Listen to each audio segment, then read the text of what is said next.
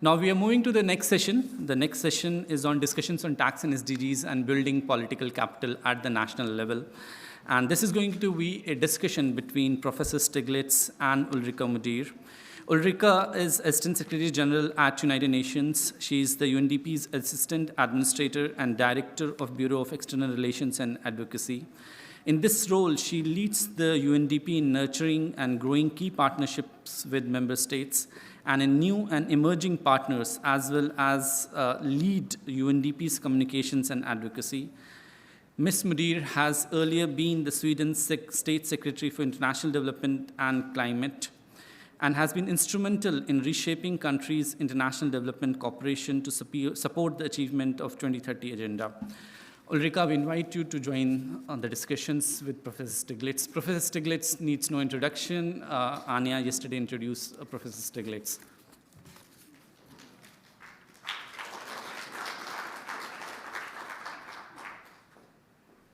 Good. Okay. Well, it's a pleasure to have you here at Columbia and at our discussion. I'm going to begin with a very obvious and easy question just to get us into the conversation.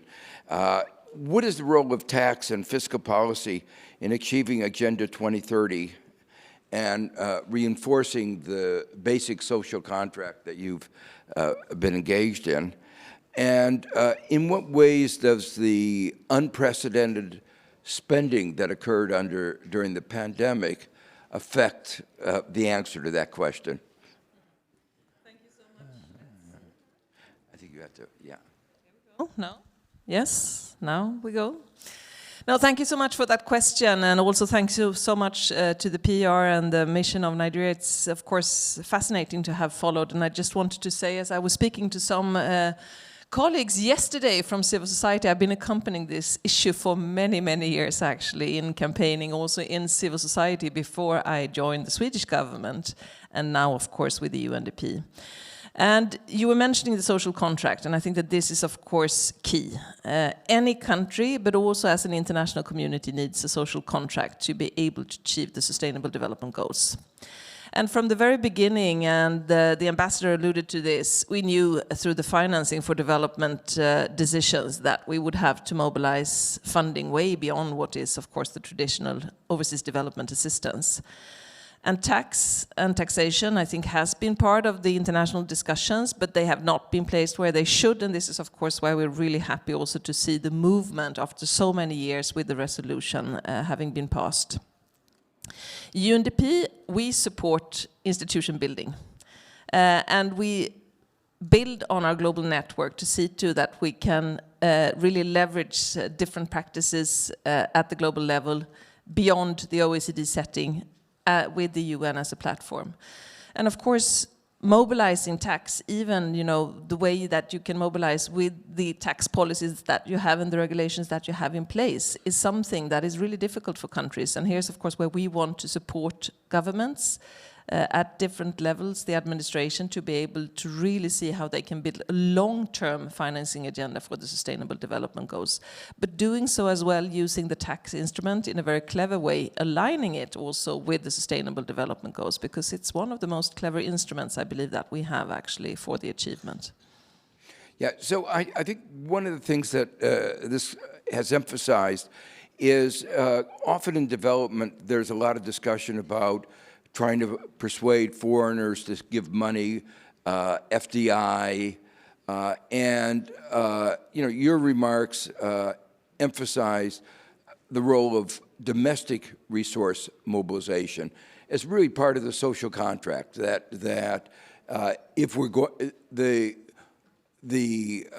SDGs should be reflection of the aspirations of the people in the country, and if you have a collective view of where you want to go, you want to spend some of your own resources. It builds a kind of trust within society.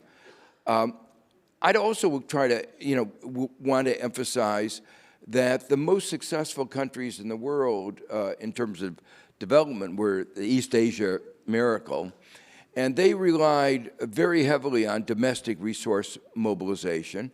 And one of the reasons for that is that international flows are very unstable. Yeah. If we see that, you know, they come in one moment and they stop coming in another, and that volatility gives rise not only to a fragility within the economy, but also to large fluctuations in exchange rates, and those fluctuations in exchange rates have all kinds of distributive consequences and implications for economic growth. So I think, you know, a lot of the discussion over the last 20, 30 years has, I think, focused too much on trying to get foreign capital in it as opposed to domestic resource mobilization.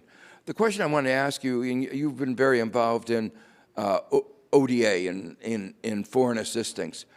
How does ODA help mobilize domestic resources? It seems almost a contradiction. It's foreign money, but you're trying to get your limited number of dollars, even though Sweden gives one of the largest percentage of GDP, it's still a small amount.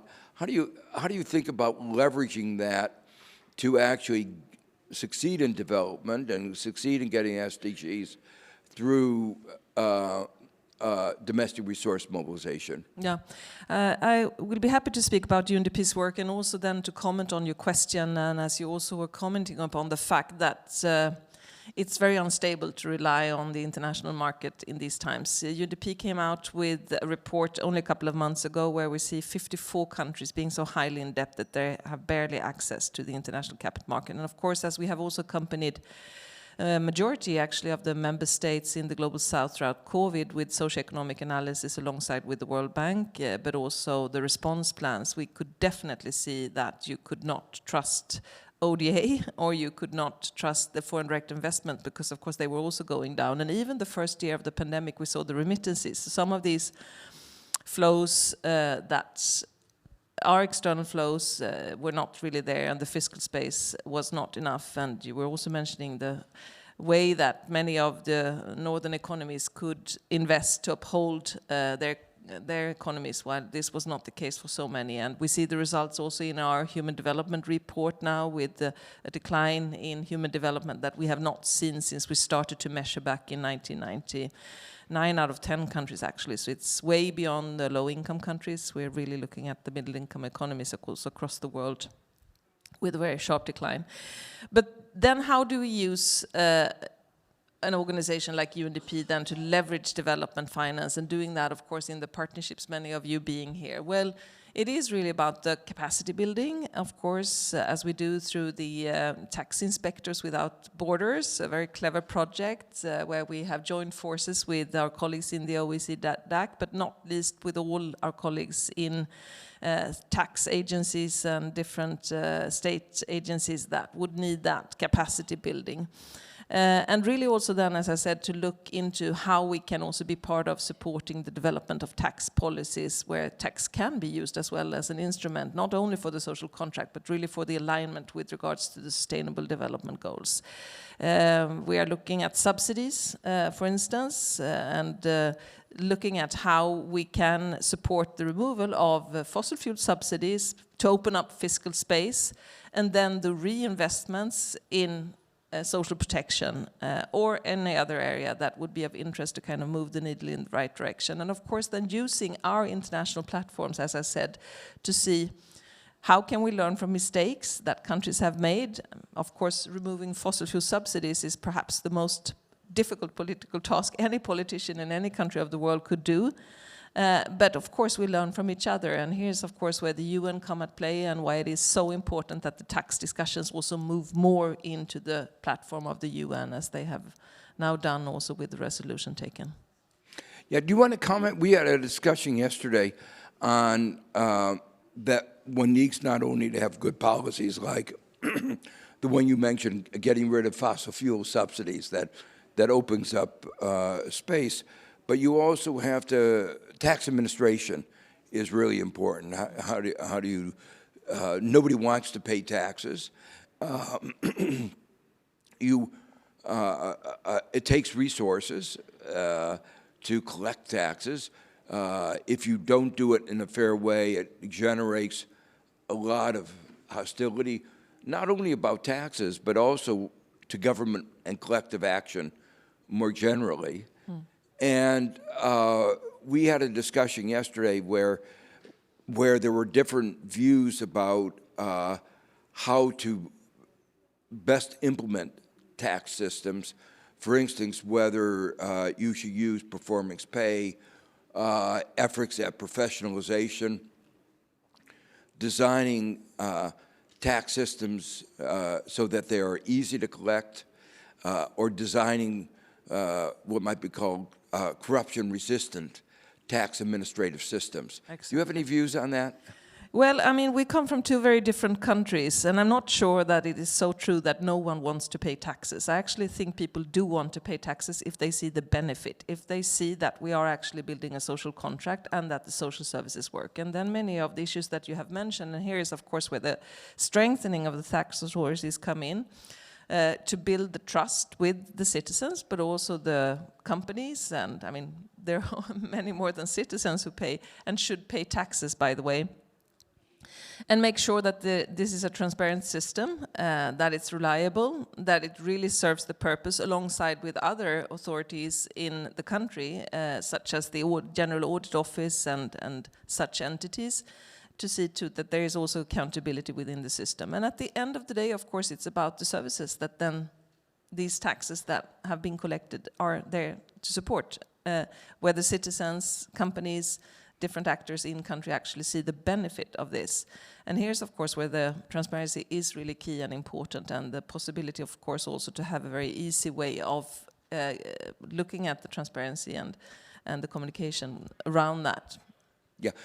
Your remark about that you can actually have a positive view of taxes was expressed yesterday by the representative from Finland, who pointed out that I think it was 70-some% of Finnish people like paying taxes, which I think is a really striking thing, that you can actually get a lot of support because when it's transparent, fair, and they believe they're getting services. Yeah.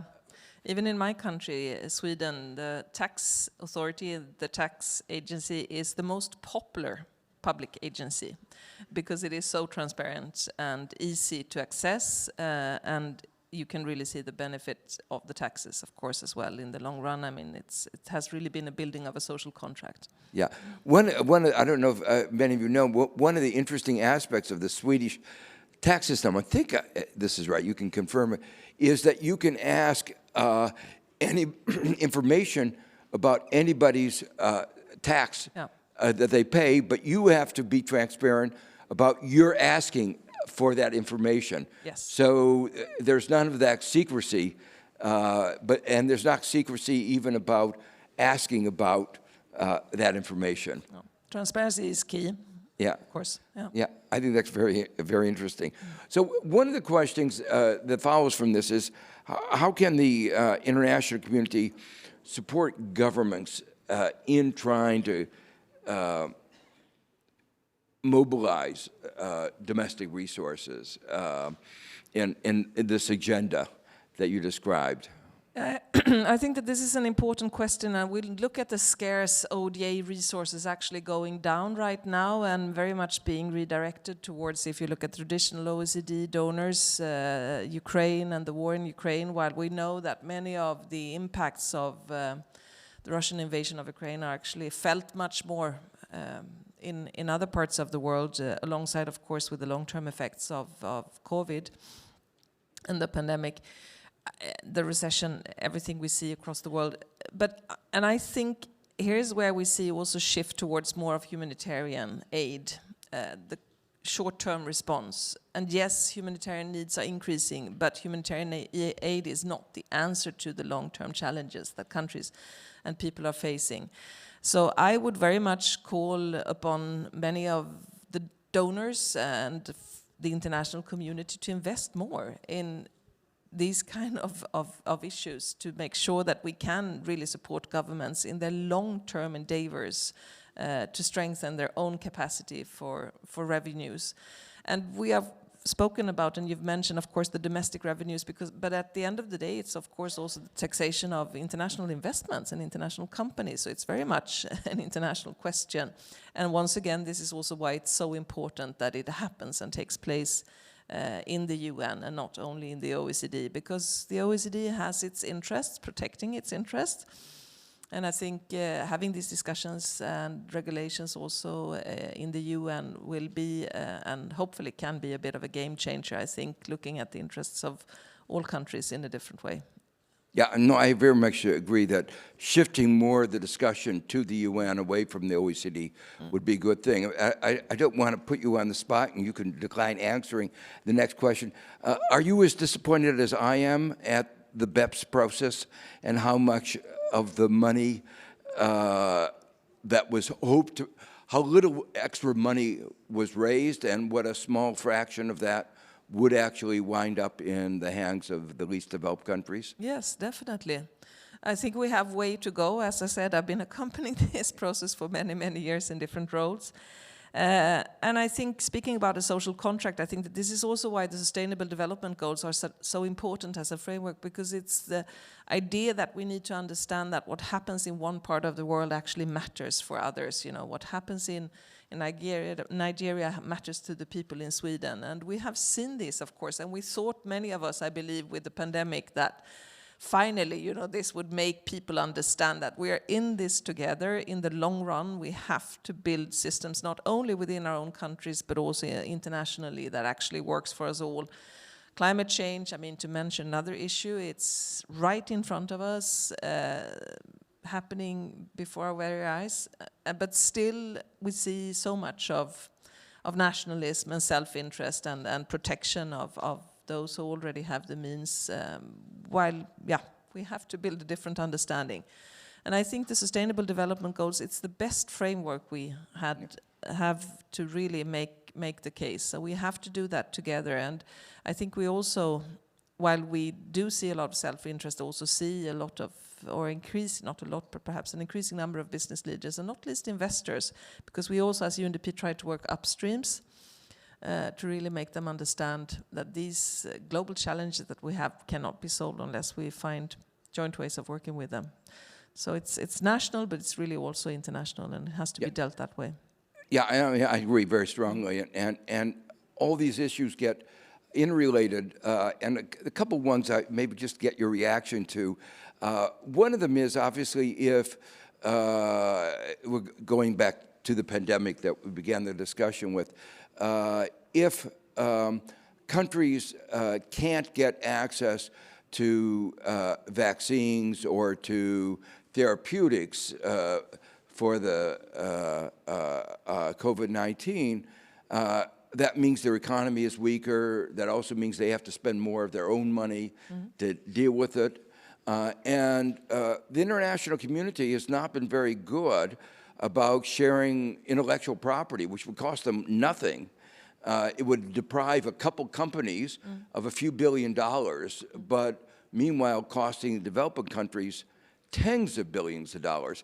Isn't that a major international failure? Definitely, it is.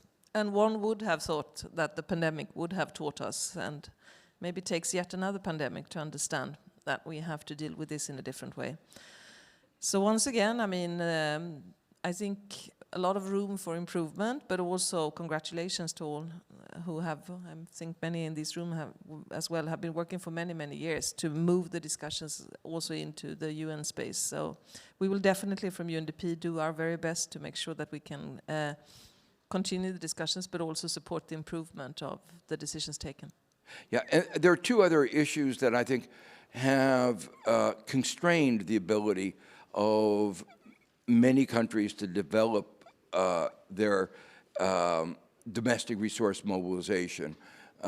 One of them has been tax treaties that they signed without really fully understanding. And they were often called double taxation agreements, but they've actually turned out to be zero tax agreements. And the other are investment agreements that circumscribe the ability of countries to raise taxes or even to appropriate for the citizens the full value of their natural resources.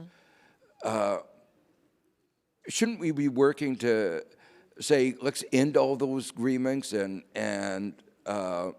isn't that one of the things that we might want to do under a UN I think it's a very unhealthy competition, and very, I believe, tempting for many politicians to take that decision for what could be a short-term gain with regards to investments, but definitely not a gain in the long run. So yes, we need a discussion on that, and we need also to be supportive and give guidance, and as I said, use the UN platforms and UNDP platforms as well to share experiences, so that we can also give advice as governments take decisions on these matters. But yes, definitely discussions about regulations to look at the consequences in the long run, not only for individual countries, but also for the international community as a whole. Yeah, so the final question I have before I open it up to discussion, we're going to have time for a few questions, so think about what questions you want to ask. The final question I have is, tax reforms are difficult. There are always entrenched interests, and that's true, and I saw it in my government, and you almost surely have seen it in your government. And I guess there are two questions. Is how can governments build political capital to push for these reforms? I mean, how do you do it? And what can the international community do to help break some of the gridlock? Can we play any role? And then can the international community play any role in maybe changing the balance of those interests? Yeah. No, I mean, it is one of the more difficult tasks as a politician. It's easy to decrease, but difficult to increase taxes, and you really have to find a way to show the whole of a quite complicated system in many countries.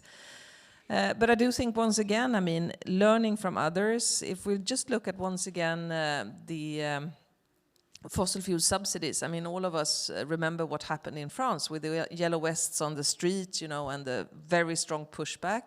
Of course, many politicians would then hesitate to do this, but what could you learn from that? How could you introduce the tax in a different way? And I think as Canada, perhaps in a certain moment in time, in a different country with a different context, of course, introduced to remove subsidies for fossil fuels, they did it in a way where they could actually showcase what they would use that fiscal space for.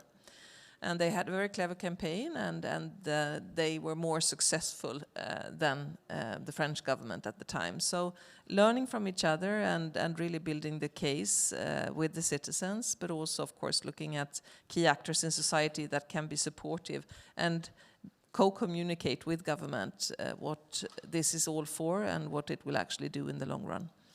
Yeah, I think so. Indonesia is another example of a country that a number of years ago eliminated the subsidies, fossil fuel subsidies. Or decreased, yeah. And did it in a relatively successful way. I think one of the problems with what happened in France was they lowered the taxes on the very rich. A few months before, they raised the taxes that were perceived to be on the poor. Yeah. Yeah. And that is not, obviously, optimal political strategy. No. If you want to get... good lessons learned, yeah.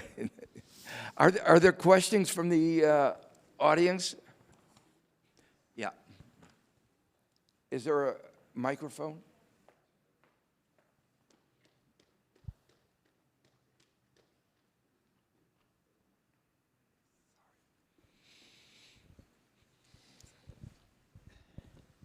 Thank you. Good morning. Thank you very much, ma'am, for the wonderful discussion this morning. My question relates to tax evasion and political support, both at the national or international level.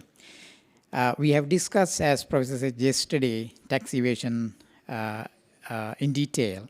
And in one of the graphs we saw yesterday, we saw many tax havens, whether it is in the Caribbean, Europe, Middle East, or in Asia. Now, in say, for example, Africa, $8 billion is taken away in terms of illegal financial flows, and most of them relates to even tax evasion. Now, my question is there any international cooperation mechanism that enables government to recover them? Say, for example, we know in certain tax havens, certain, say, whether it is politicians or other business people, say, taken money and deposited somewhere, right? And is there any mechanism to bring the money back? I know, say, for example, UNODC and World Bank help governments to recover them, but it's a long process. Is there anything else that the governments can depend other than, say, for example, having a bilateral political partnership? Thank you.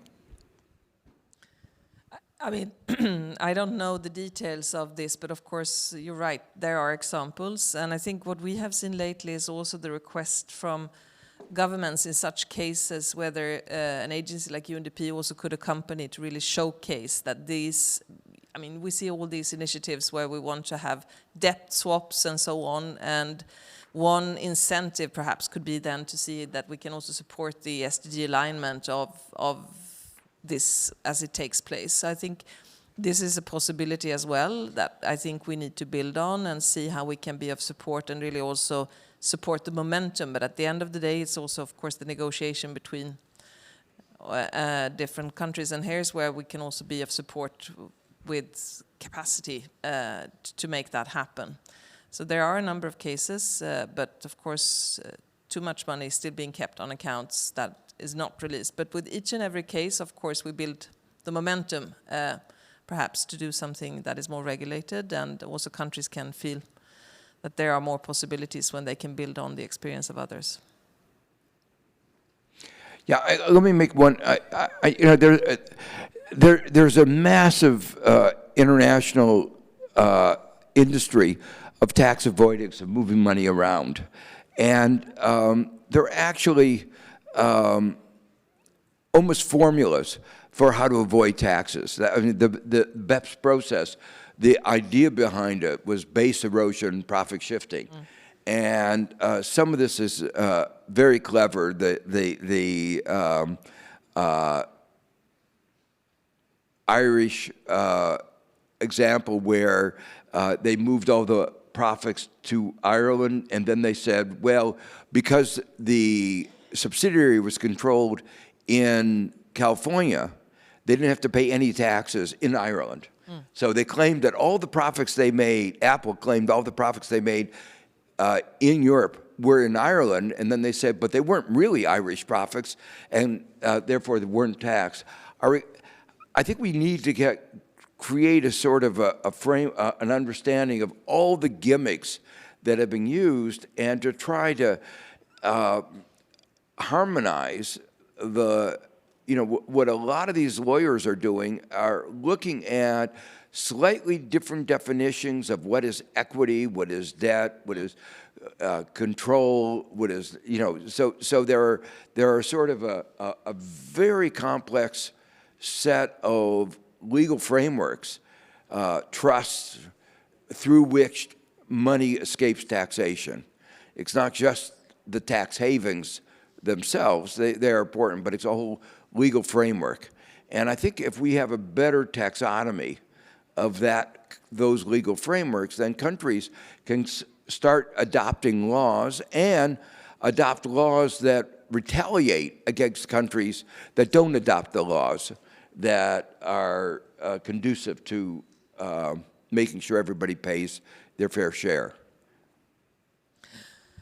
And you were saying once again that people don't like or love taxes, but I think people would be very upset if they knew about this. I think, journalism is of course very important. What is being done by many civil society organizations throughout the years is very important to really increase the understanding of what's happening and the need to regulate. At the end of the day, that's how we make change happen, to make people understand and actually demand from their politicians. But in order for that to happen, I think investigative journalism has been very important in a number of the cases, and also continuous support from civil society for the change to happen. Yeah. Yeah. Thank you. I have a question regarding since we are talking about the politics and the tax. I'm from the Ministry of Finance of Mongolia. We've just had a huge debate on the next year's tax policy, and the one of which was the tax policy addressing the rich and poor, given this inflationary situation on the main street. There's politicians, they're asking about how we're going to address those kind of gaps between the rich and poor. So the politicians are very careful about the taxation. I think it's more than ever, since we have the reversal of some tax policies and the resignation of some cabinets maybe around the world. So we have been constantly asked by the politicians to how you're going to address this excessive consumption or luxury taxes or progressive taxes and something like that. It's becoming more and more in the political level discussions. And when we submit the tax policy proposal to the parliament, that was the first question. How are you going to deal with those people who are impacted by the inflation the most, and how are you going to deal with the rich people? So I would like to ask your insights about that. Thank you. Yes. Okay. We'll take a couple questions together, so then we'll answer them. Good morning. I'm from UNDP Sri Lanka, and on the topic of domestic resource mobilization, I'd like to hear both of you, your thoughts on sequencing of progressive taxation. I mean, I'm coming from Sri Lanka, where currently we've defaulted on our external debt, and the economy is contracting, as in many other countries. And the Fed has increased interest rates, so we are going towards a contractionary phase. So the politicians and the intellectuals are advocating progressive taxation, of course, not international taxation so much. I'm just curious about your thoughts on sequencing this progressive taxation in a period of negative growth. How would you advise a government like Sri Lanka to balance this progressive taxation domestically and also focus on international taxation? Everybody's quite nervous about the international taxation because they don't want to make the country unattractive to investors. So yeah, I would be curious to know your thoughts on sequencing. Thank you.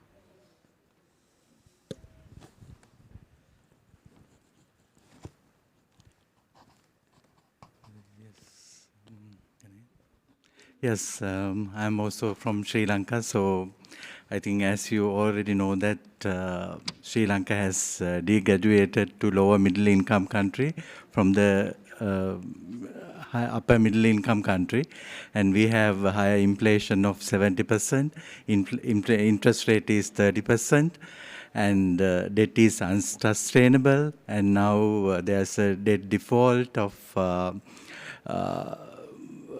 bilateral donors, and now we have introduced progressive tax systems in this year, and also in 2019 we had extraordinary tax cut, which has depleted our revenue to GDP ratio to 8.3% of GDP.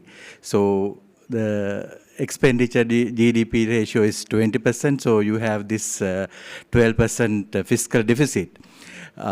So my question is, even though we have introduced this progressive tax system, our tax administration is so weak. So could you please share your views how to strengthen our tax administration, the given context? Thank you.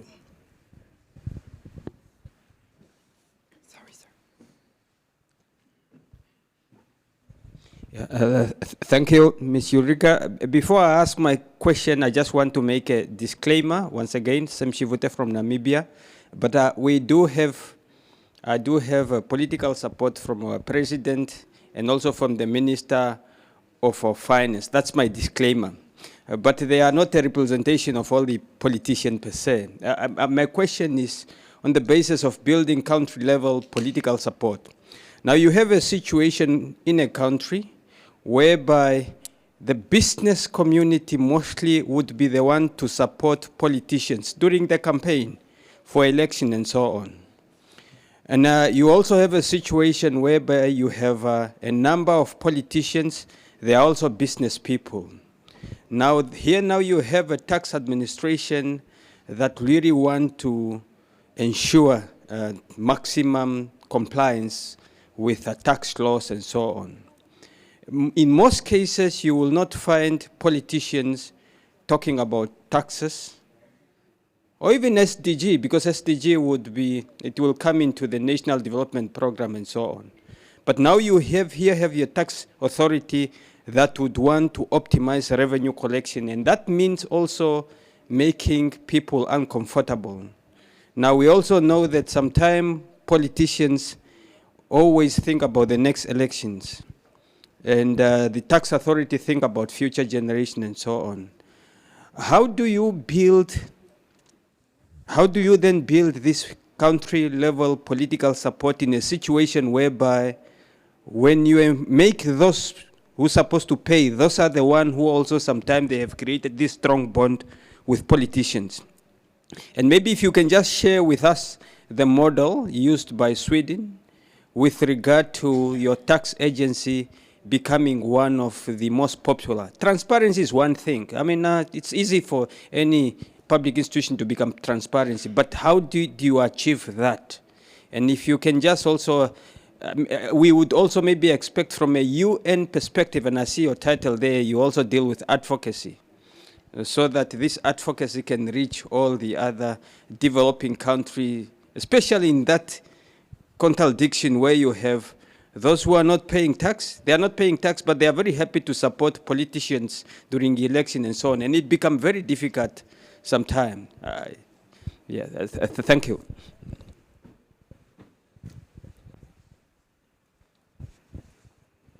I guess this will be the last. This will be the last question, or actually one more after that. Okay. Thank you very much. Marlene Parker from Tax Admin Jamaica, but I'm also a member of the UN Tax Committee, and so my comment is on ODAs. We confronted an issue in that committee where developing countries were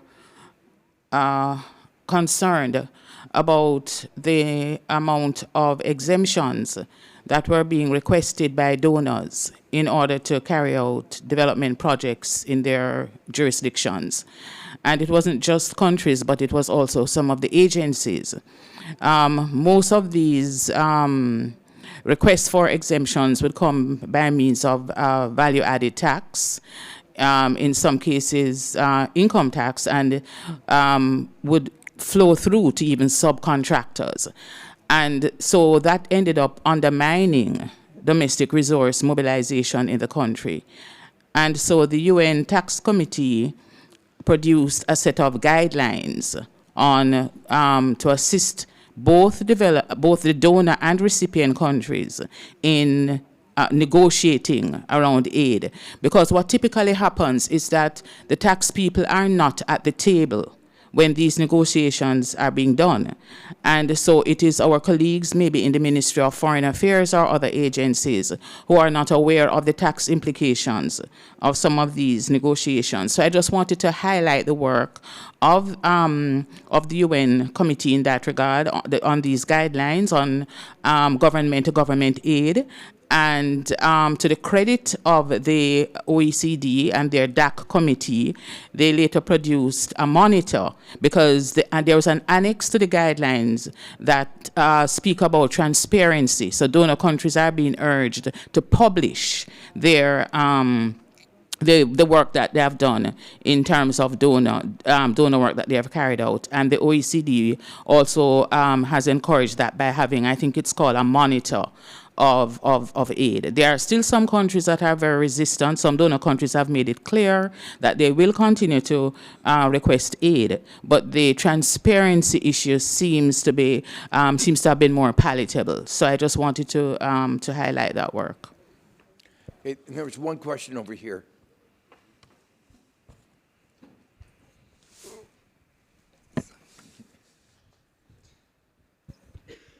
Thank you very much.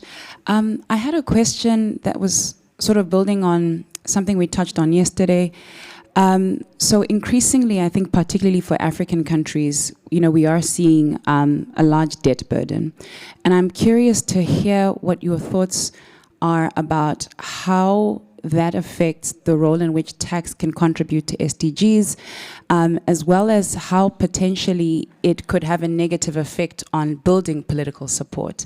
I think in some of our countries, we're actually seeing government spending much more on debt payments rather than, for example, investment in health sectors or education. And so just curious to hear your thoughts around how that affects this conversation.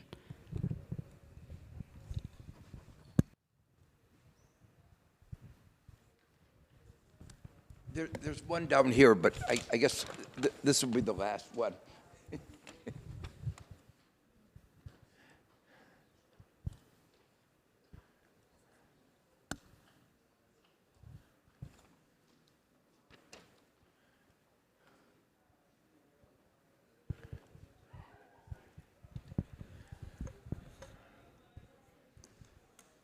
Bonjour, je m'appelle Saïd Gallé, de la République de Djibouti. Nous avons un problème dans le cadre de mobilisation des ressources. Sorry, even though I studied French in school, I don't know about French, but yeah.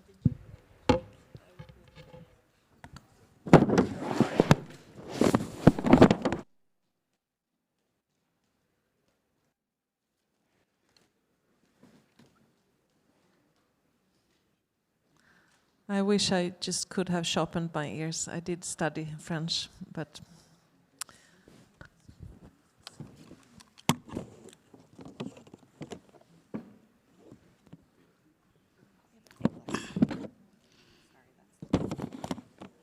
Bonjour, je suis de la République de Djibouti, M. Saïd Gildarar. Dans le cadre de mobilisation des ressources intérieures, nous avons un problème de politique d'attractivité des IDE et problème d'optimisation des ressources intérieures. Donc, ma question est comment concilier la politique d'attractivité des IDE et une optimisation des ressources intérieures.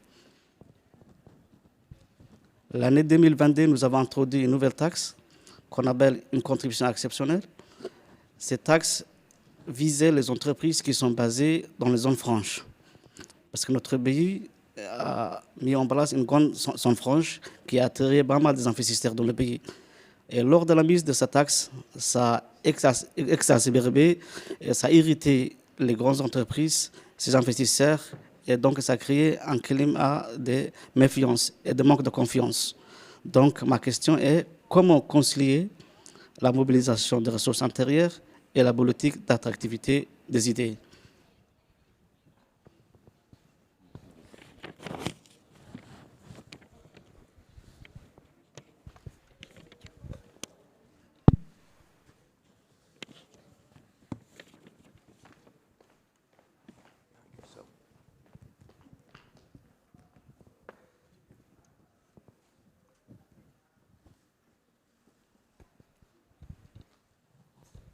Thank you very much. Professor, I was intrigued about two issues that you raised. One is about the double taxation agreements and the investment promotion and protection agreements. On the face of it, they really look nice, and a lot of countries are being pushed to negotiate them. But when you look at issues in the double taxation agreements, especially on permanent establishment, which concept is embedded way back in the 19th century when businesses were done in brick and mortar, and now things are so different. And yet, to tax a business that, or an enterprise that operates in a country, it must have this permanent establishment. So there is a lot of erosion of the base of countries where investments are made, rather than residence countries of the companies which are investing. And there are also other clauses, you know, where there's a clause, for example, that says that any other income that is not mentioned in that agreement is supposed to be taxed in the country of residence rather than in the country where this income is actually made. So we've been having arguments with countries from the developed world to review these agreements, and we are having a very hard time. I don't know how the international community, other than the governments, can help us in really resolving some of these issues, because you get a transaction where you think, yes, that this is a substantial transaction. There's been a sale, for example, of a license, and a company makes $2 billion and doesn't want to pay even a shilling in the country where this license was issued. So how is the international community going to support most of the developing countries in resolving this?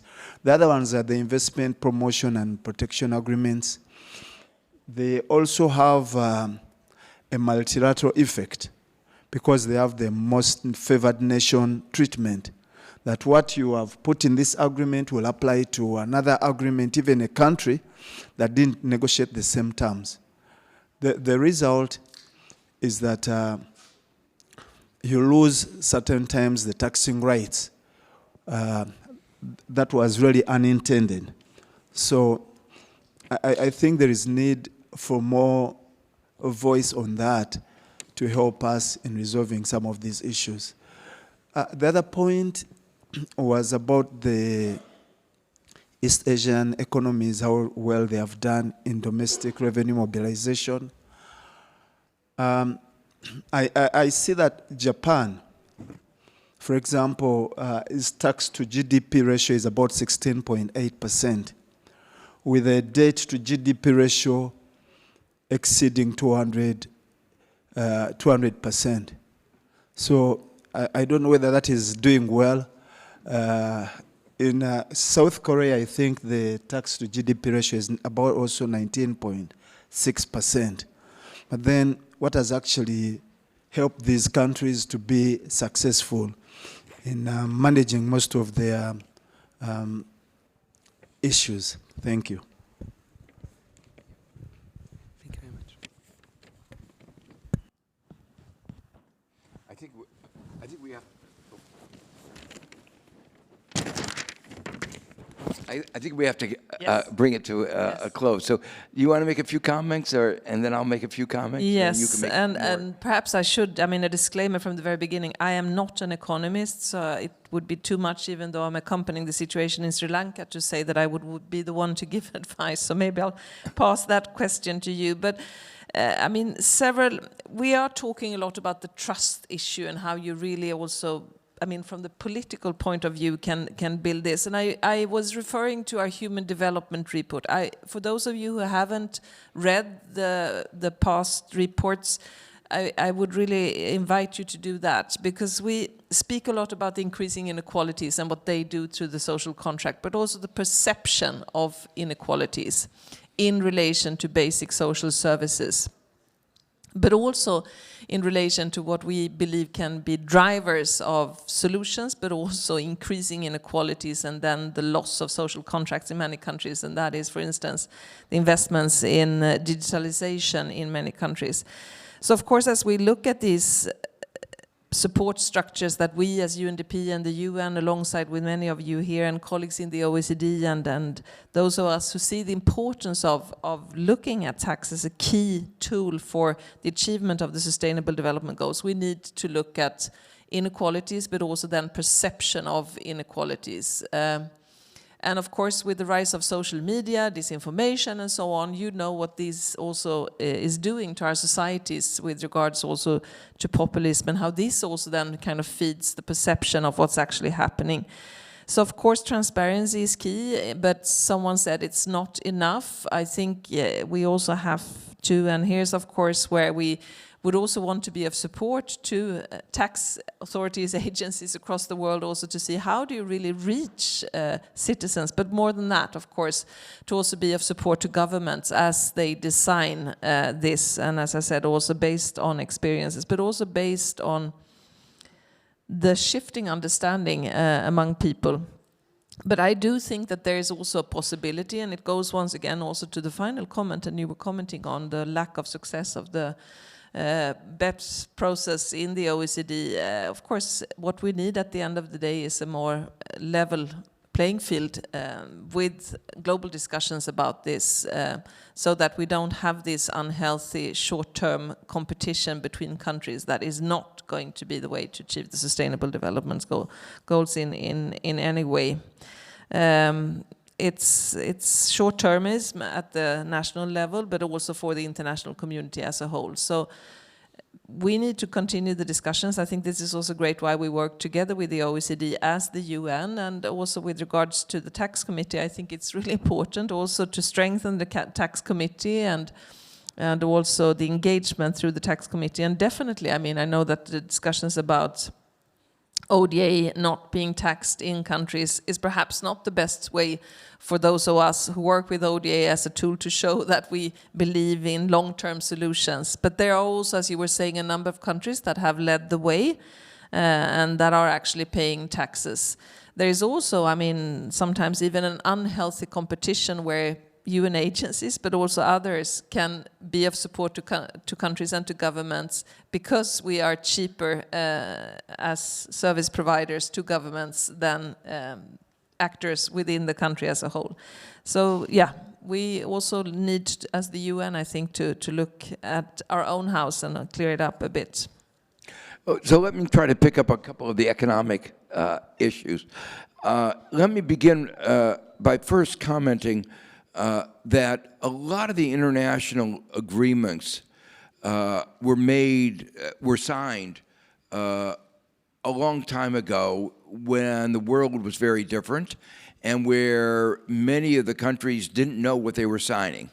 And so they were a way of, you might say, the colonial powers or the neo-colonial powers extending their power for a longer period of time. And that's why my feeling is that these old trade agreements, investment agreements, tax agreements really need to be renegotiated. And that should be one of the things that a UN agenda would do. There are a lot of details, as you mentioned, that are particularly inappropriate, even in the case of sophisticated players. So that with the digitalization, a provision in the tax agreements about presence is totally inappropriate today.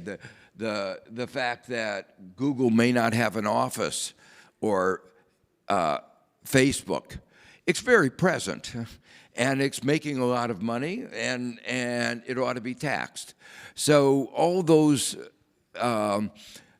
tax provisions that were designed in an earlier era have to be rethought. And I think the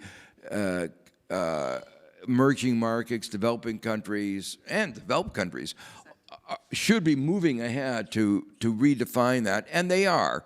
I mean, they are. And it's really important that you keep up with what is going on.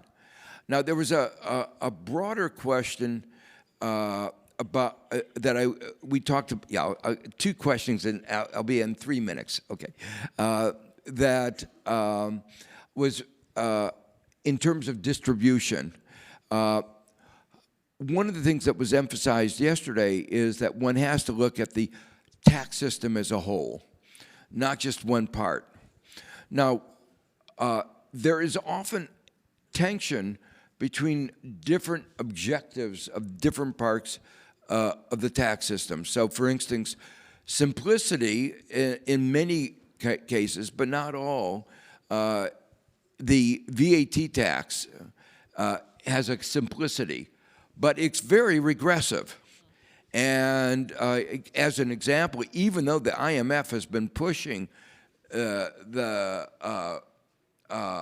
value-added tax everywhere, in the U.S., we dismissed it out of hand. We would never have it has no political support because it is so unfair. On the other hand, wealth taxes are implementable. Colombia, Argentina have wealth taxes, and they can be targeted at the top 1%, top 1/10 of 1%. And because in many of your countries inequality is so large, is so high, you can actually get a lot of tax revenue from this part of the tax system. Commodity taxes, taxing certain luxury commodities, is a way of getting some progressivity into the tax system. So what I want to encourage you to look is at the tax system as a whole in terms of the distributive consequences, and think about how one can get a simple tax system, but one which is at the same time progressive. And one needs to bear both of these in mind. One of the social tensions that one sometimes feels is there is a basic question of the social contract that we began our discussion with. We want everybody to feel like they're contributing to society because they're all getting out of it. So I think everybody ought to be part of the tax system, but in different ways depending on their circumstances. The final remark I want to make addresses the broader issue of the international community and how they can help. And it goes back to a discussion yesterday. Somebody pointed out that the World Bank Doing Business report was so counterproductive because it says doing business, a good thing for doing business is to have no taxes. Well, if you have no taxes, you have no roads, you have no education. It is not good for doing business. And if you have a good part of doing business is you have to have fiscal responsibility. You cannot have fiscal responsibility, a good economic environment, and no taxes. And it is amazing to me that the World Bank published that report for decades. Now, somebody celebrated yesterday the fact that they finally discontinued it. They have now announced that they're going to recontinue it. And they went from calling it doing business to some other name like doing better business or something. I can't remember. But it's, you know, the old system in new clothes is just as bad. And one of the things that I think you should be engaged in is to try to stop the World Bank from reinventing a bad product with a new name. And it is not only the provisions about taxation that are terrible, there are also terrible provisions about labor relations. So I've been told 3 times that I have to stop, and there's a lot more to say, but we'll say it the rest of today and tomorrow. So thank you all for listening so carefully. Thank you so much. Thank you so much, Ulrika and Professor Stiglitz. I I'm sure everyone will agree this was the most free-flowing discussions that we had in the last 2 days. And while a lot of you have many questions related to progressive taxation systems and tax expenditures, we have a session on progressive taxation systems, which will be led by Professor Nora Lustig later in the day. We are also discussing questions related to expenditures and rationalization of tax expenditures tomorrow.